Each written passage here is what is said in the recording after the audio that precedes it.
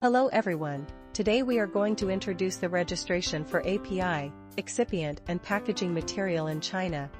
Let's start from the relevant authorities you shall make contact with during the procedure. From this organization chart, you can see the highest administration authority as SAMR. Below which is the Direct Drug Authority, NMPA, with its Subordinate Drug Evaluation Center, CDE. All the applications of APIs, excipients, and packaging materials will go to CDE for evaluation first, then to NMPA for approval. Look at the other two subordinate organizations marked in red. They are NIFDC for testing, and CFDI for on-site inspection. Now we move to the registration procedure, and start from API. Take a look at the development phases. After tailwind and turbulence, finally, we reach and stay in phase 3.0. From 2007 to 2015, paper licenses will be granted to API, excipient and packaging material after approval. This is a traditional regulating period. On November 30th, 2017, things changed after number 146 regulation implemented, registration procedure replaced by filing procedure. Yes, now it is more appropriate to call it filing procedure rather than registration procedure. The innovator API and API for self-use can choose to submit with drug products without filing. Other APIs should go through filing procedure and bundling review with drug products from August 15, 2019. APIs are allowed to choose unfiling for special reasons. There are two statuses after filing. A states for approved while I for not approved yet. APIs, which hold old licenses, are assigned the filing numbers with A status automatically by CDE.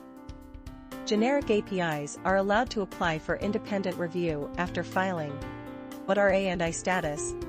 Here is the CDE platform for API filing. You will see the name of API manufacturer, the site address, the source, domestic or imported, the package size, the strength, the update date, the conclusion of bundling review with drug product, and the remark. Remember the two status, A for approved, I for not approved yet. From July 1, 2020 till now, after implementation of provisions for drug registration, let's call it phase 3.0. All APIs are allowed to choose filing or unfiling freely. Generic APIs can apply for independent review. To those filed APIs, approval letter attached with manufacturing process, specification and label will be issued after approval. A status will be presented in CDE platform. To those unfiled APIs, DMF should be provided along with drug product CTD dossier, no approval letter or status publicized after approval. What about the procedure for excipient and packaging materials? Very similar to API, CDE built platform also for excipients and packaging materials.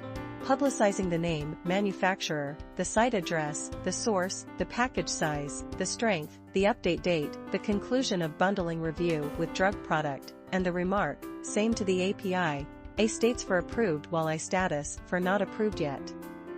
The holders are allowed to choose filing or not filing, whatever they prefer, but holders will benefit from the filing because their technical dossier opens to the authority rather than the drug product manufacturer, let alone the advertising effect after publicization on CDE platform. Filing number, basic information and I status will be publicized on CDE platform at the early phase of filing after administrative review, then goes for technical review. Finally, an A status and E approval letter will be granted upon approval. Generic APIs have option to choose independent review or bundling review with drug product. Innovator APIs, excipients, and packaging materials should go through bundling review process with drug product.